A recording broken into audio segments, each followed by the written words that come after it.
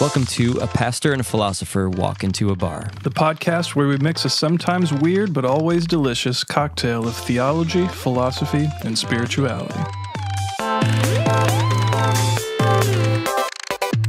Well, welcome to another episode of A Pastor and a Philosopher Walk into a Bar. We're excited you're here with us, excited to share this time with you, whether you're in the car, cutting your grass, trying to tune out your kids, whatever you're doing, we're excited to spend this next hour together with you. Kyle, how are you? I'm doing okay, Randy. Yeah. Elliot, how are you doing, sir? Having a good time. All right. Well, let's get right to it. What are we drinking tonight, Kyle? So I have pulled out for you something a little bit more special. This is the Maker's Mark Cask Strength Bourbon. Cask strength. I'm scared. Yeah, that means it packs a punch. So this was actually a birthday gift from my lovely wife. And Wow. it is pretty wonderful. It's a wheated bourbon, which means the secondary grain after corn is wheat, which tends to make a bourbon sweeter, which is what I like. Interesting. All right. It does have a big nose right off the bat. It does. This one will benefit from a little bit of water, perhaps after sipping for the first time, so you can get the full effect. I get in the nose, I get extra like hay smell. Maybe that's from the wheat. Yeah, I won't pretend that my nose is that refined.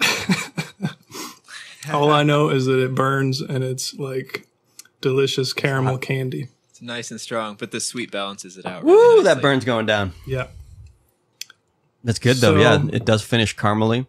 This is about 111 proof, I believe. Okay. Something like that. Each barrel's a little different. Now, when they say cask strength, for those of you who don't know your whiskeys, it comes out of the barrel, and usually the distiller will cut the whiskey to the level that they think is perfect, to the level where they think it's not too hot.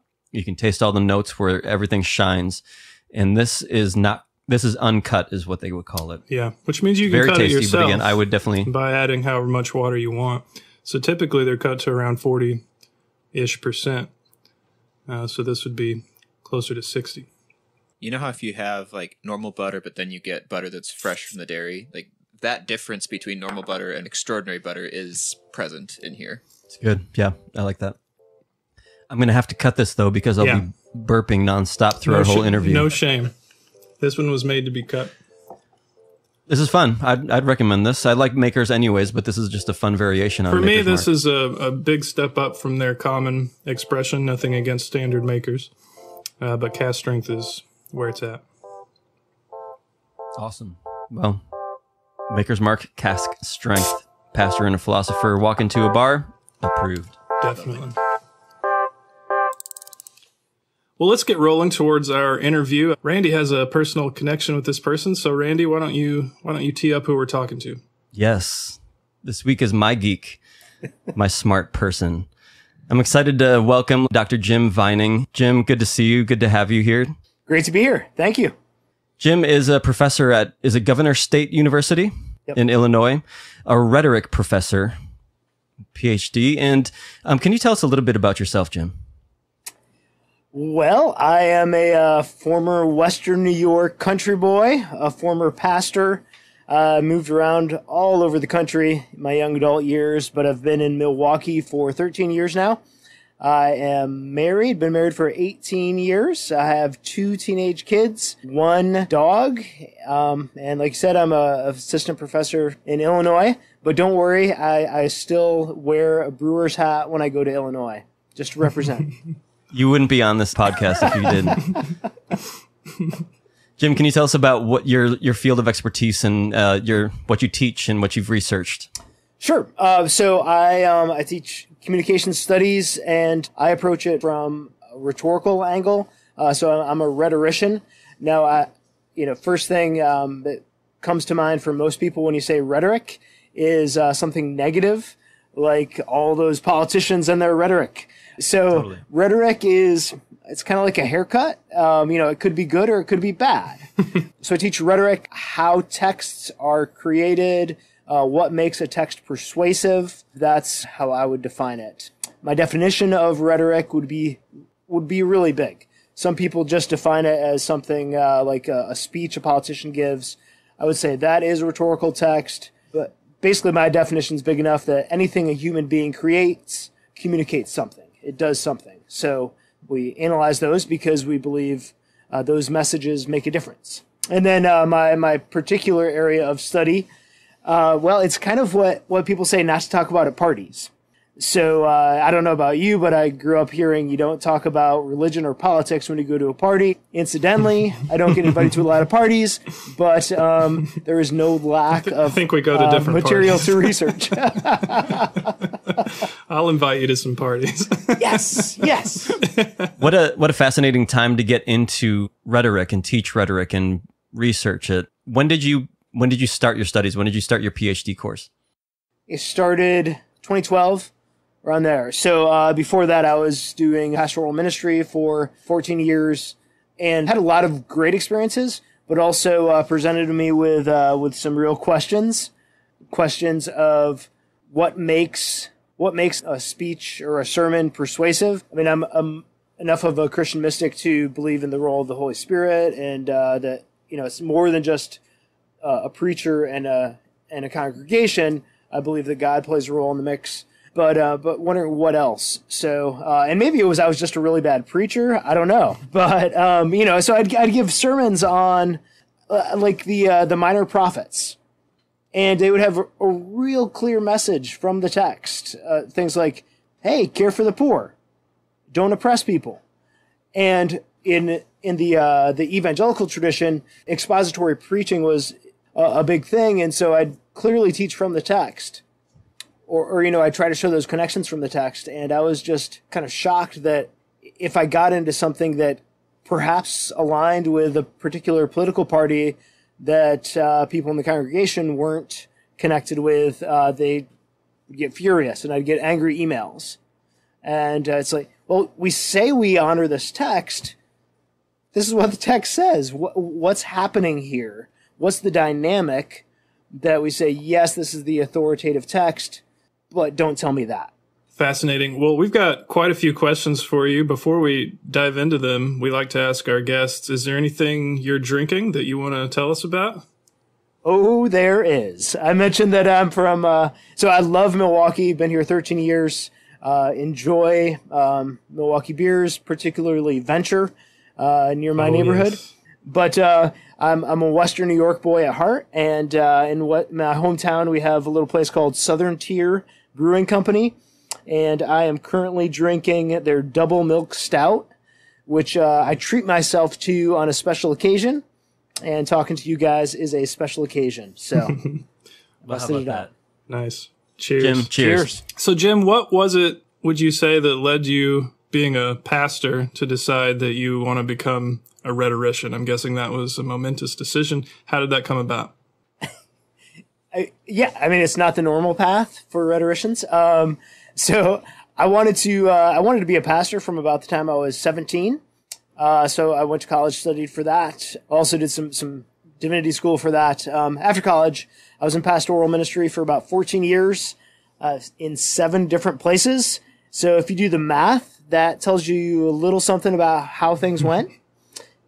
So most of those situations, there were changes in senior level leadership that just radically changed everything I was doing. So we were at a spot where we didn't want to move again. So I went back to school at 25. Okay, I wasn't really 25. Quite a bit older than that. Good job. But I wanted to study how people talk about religion and politics, how those things intersect, how they interact, and so some of that was because of experience in pastoral ministry. There were good people who would claim that the Bible was their authority, wouldn't be receptive to certain things that the Bible clearly talks about. So we do a Bible study, and I'd say, hey, what'd you get out of this text? And it would be 9 times out of 10, well, I need to pray more, or I need to read my Bible more, or I need to talk to more people about Jesus. And I'm all for those things, but that's not what the text says. So I had questions about what makes that happen. How do people view text through certain ways, and then why do they reject certain things? So if we say the Bible's the authority, then it seems like we should take what the Bible says over, say, our cable news source or our talk radio shows that we listen to. But my experience is that that's really tough.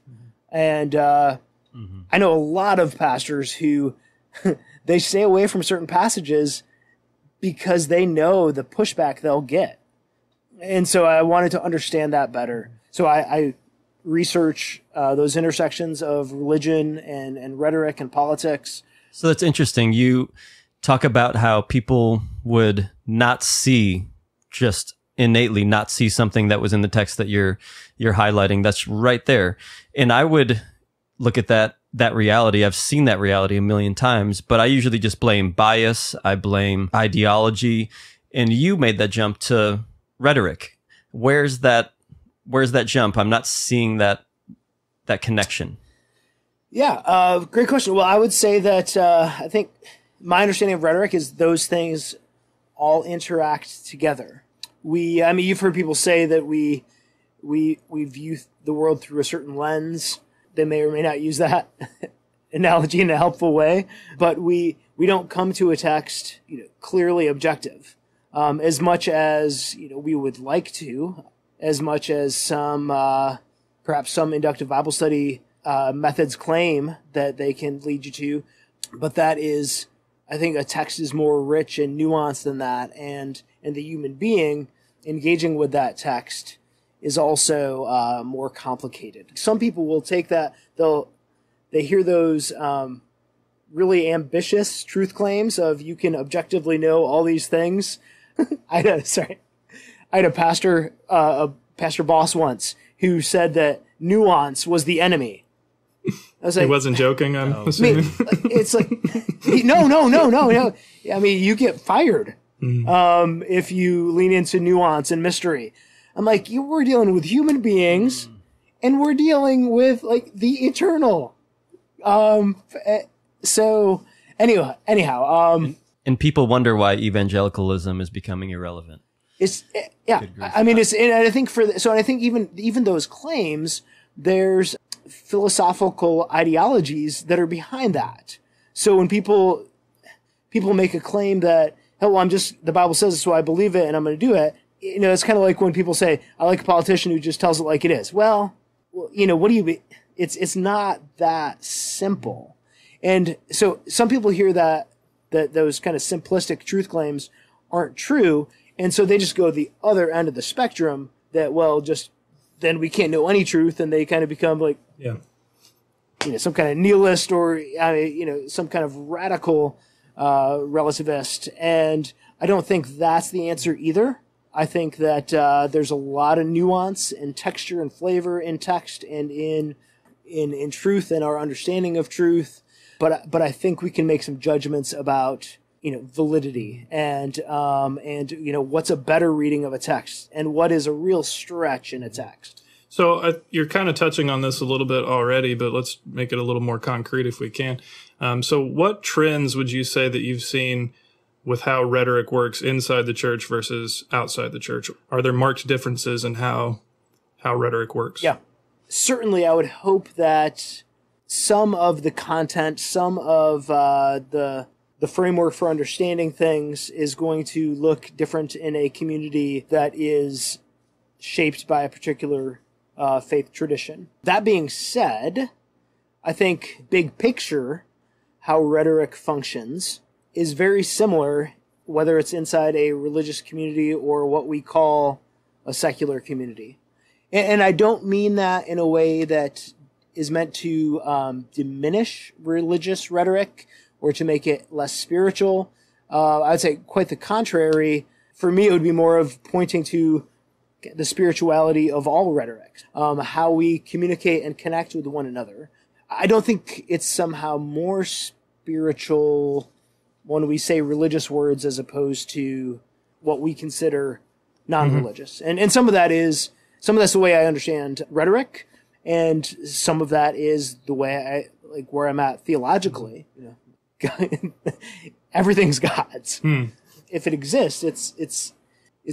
I mean, again, this is theological, but for me, that it certainly matters. That's a part of my understanding of rhetoric. There's not the sacred secular divide that that's a fairly modern European construct, sacred and secular. So, that's one of the things that I do in my work is I push back for some of that divide.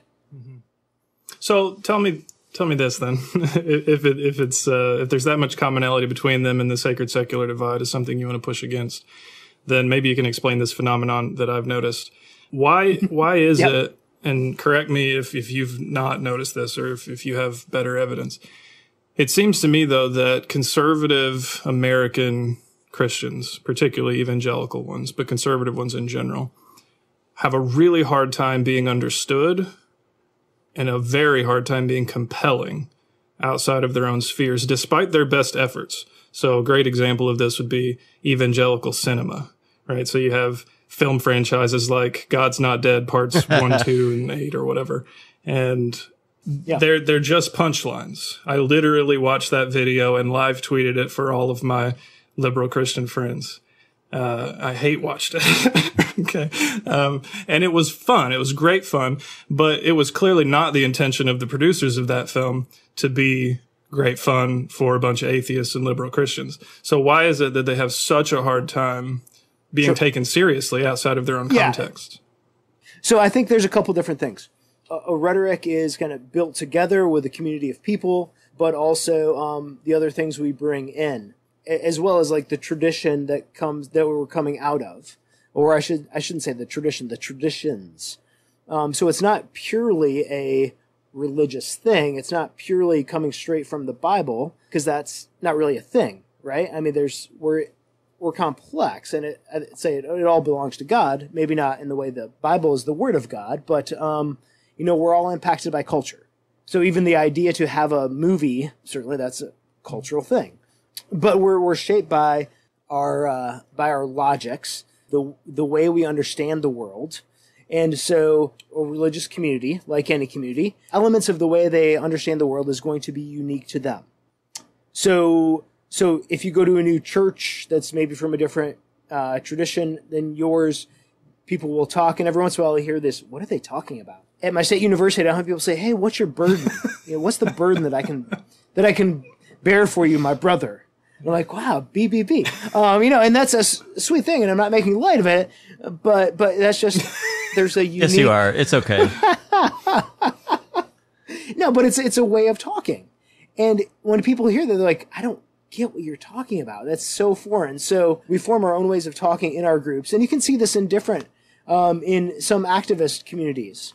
They're so enmeshed with what they're doing that they develop their own ways of talking. It's kind of insider talk. That's part of the issue. There's insider talk for this conservative religious community, which isn't just their local church.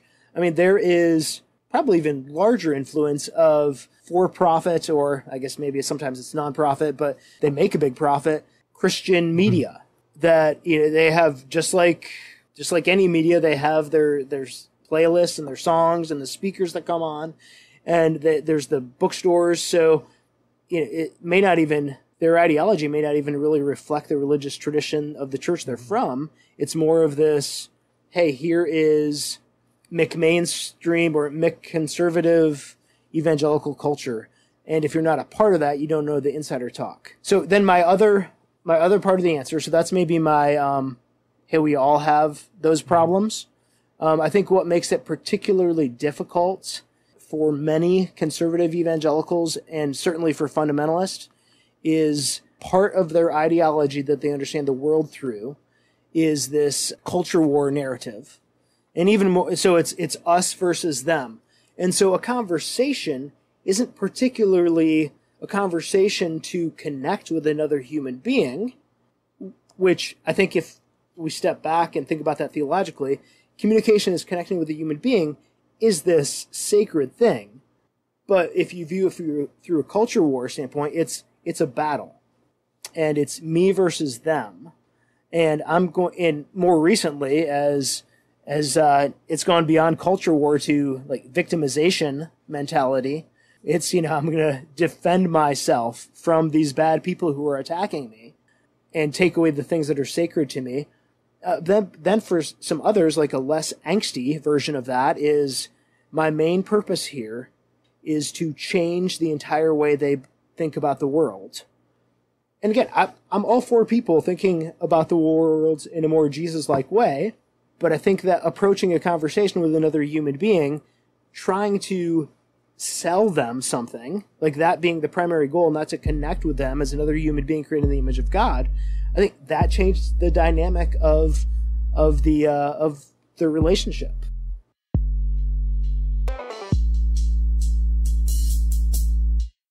Friends, before we continue, we want to thank Storyhill BKC for their support. Storyhill BKC is a full menu restaurant, and their food is seriously some of the best in Milwaukee. On top of that, Storyhill BKC is a full-service liquor store featuring growlers of tap available to go, spirits, especially whiskeys and bourbons, thoughtfully curated regional craft beers, and 375 selections of wine. Visit StoryhillBKC.com for menu and more info. If you're in Milwaukee, you'll thank yourself for visiting Storyhill BKC, and if you're not, remember to support local. One more time, that's StoryhillBKC.com.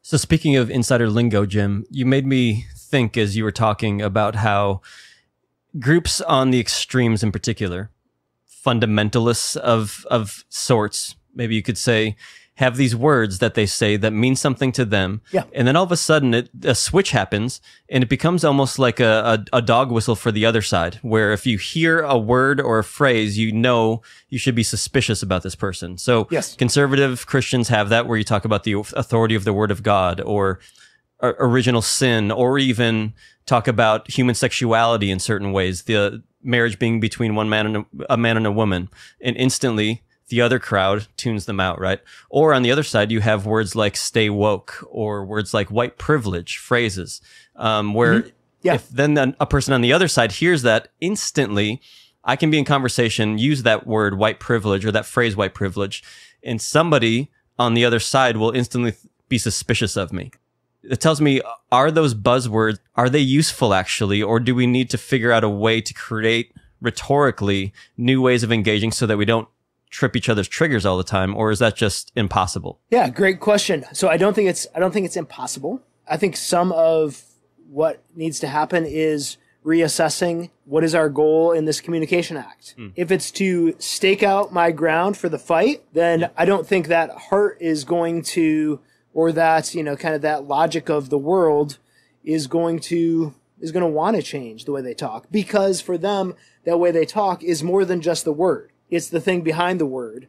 And the thing behind the thing is really their identity. So could it be that in our politically charged world that we find ourselves in, if pastors, when they're preaching, we're a little bit more thoughtful about the words they're using, or if we, as we're in dialogue, and I know that my sister is a conservative Republican, and I know that my uncle sitting over on the other side of the table at Thanksgiving is a blue-collar, diehard Democrat, and I'm somewhere in that spectrum. Could it be that in order for us to have a actually constructive conversation over Thanksgiving without regurgitating our meals, we actually need to think about the words and the phrases that we use, and possibly a more loving way of acting would be, a more Christ-like way of acting would be to just set aside words that are just really familiar and normal for me so that I don't trigger that? Or is that kind of just, is living in a way like that just kind of false, fake? What are your thoughts on that? I mean, I have tons of people like this, right? Good friends and family who are in very different spots politically, and even theologically. Yeah, some of it is knowing when to have the conversation. Another helpful thing that I found is, for all the values talk and how kind of one side has tried to claim that they're the values people, the reality is we all have values. We all, every year it drives me crazy when there's the Values Voters Summit, and I'm like, no, man, we all vote our values. Now, we may not be honest about our values, but we all vote them. We all act on them. We share most values, maybe not all, but we share most values. Now, we might define them differently, again, because terms are, there's some ambiguity in terms. I think terms have meaning. They're not meaningless, but there's ambiguity in exactly what they mean. So, like freedom. It can mean, like we all would say, we value freedom, but means something a little different to different people, and there's value hierarchies. So in the arguments about the safer home orders, it's not like the people who think we need to have a strict federal guideline or state guideline even about safer home orders and what we should, putting restrictions on us. It's not that those people don't value freedom. They value freedom. It's just that in this particular instance, public health, because of the public health risk, that trumps the sorry, pun intended. that trumps the freedom for them at the time. And at the same time, it's not like people who are out saying freedom. It's not like, the vast majority of them, that they would not. They stop at red lights, right? They're willing to have some of their freedoms infringed upon for safety. We have the same values. We may define them differently, and we have them at different points in the hierarchy. But we can, that gives us some hope. Like we can find some common ground. And I say that being helpful, I don't mean as like a money back guarantee thing, right? And not like particularly not like a method days. for winning either. Helpful in the sense of building a space for communication. Man, yeah. When you look at Jesus, the person of Jesus, tell me about the rhetoric that you find out of the person of Jesus in the Gospels. So another one of the things, one of my philosophies of rhetoric comes straight from Jesus. Like out of the heart come a person's words. And so when I talk about like we all see the world through a lens, or we understand the world and we speak through a particular logical framework or narrative framework. That's how we understand things. That's another way of saying what Jesus said there. That our words aren't just accidents. So one of the rules in my house years ago, when I first started studying rhetoric, was I didn't let my kids say, "Well, I'm just saying." He's like, no, you're not just saying. Because your words come from someplace and your words have an impact. They're not neutral. So even if I reject a person's words, I'm still interacting with those words. I'm still engaging with those words. So I think Jesus has all kinds of wisdom in that one statement. Some of the text where he, if he was a contemporary social science communication scholar, he'd say, "Here's how you clearly communicate your message." And sometimes, like, Jesus is not trying to clearly communicate his message. It seems like he's stirring the waters up and really making people think and not making it easy to understand what he's saying. That stuff, that fascinates me. I was listening to another podcast a day or two ago where a myth writer was being interviewed. And myth is a scary word to a lot of Christians, to the idea that some of these ancient Bible stories could be myth. Mythical is very, very scary to a large amount of people. But this modern myth writer in the UK said the reason that he wrote about certain experiences through mythology is because there are some experiences that are so deep and rich, the facts actually don't tell the story. And so he resorts to myth, and not resorts. It actually is the best choice of communication. And so that's fascinating to me that God, this unknowable God, he comes to us, and the rhetoric he uses is myth. Actually, that's his choice way of explaining this kingdom that he's trying to get us to understand. That says something, right? Oh, man. That is, that's profound. But in certain traditions, you say that, oh, this is the myth, or this is the story about, as opposed to arguing that this factually happened this exact way. And I'm not saying, like, a myth may have happened, that story may have happened that exact way, but that's not the thing to fight about. The thing to fight about is inside me, that I would be transformed by the truths there, not to try to give evidence that demands a verdict. Jim, we've spoken a lot about rhetoric and the state of rhetoric in our culture. And to me, there's not a whole lot that's more broken in our culture than than our rhetorical state. Yeah. I don't know if I'm speaking rhetorically correctly. I agree with that. Our public discourse, our public rhetoric we're in trouble. It's a mess, yeah. So that being the reality that we find ourselves in, can rhetoric help save us?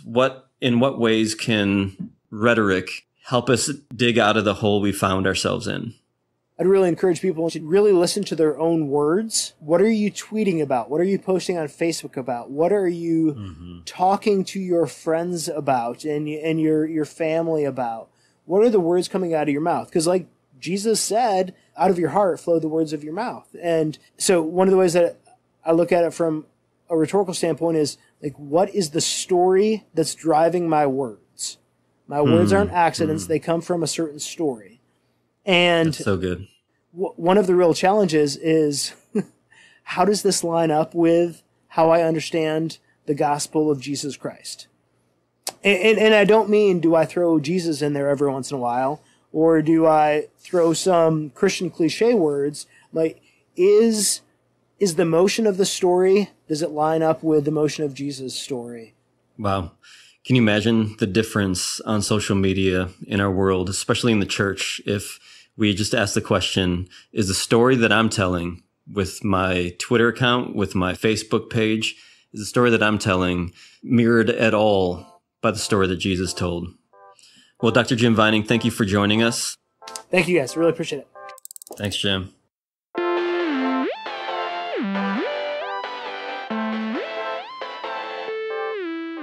Thanks for listening. We hope you enjoyed this conversation. You can find us on social media, like and share, and subscribe wherever you get your podcasts. If you're inclined to leave a review, we read through all of those, and we love the feedback. Till next time, this has been A Pastor and a Philosopher Walk Into a Bar.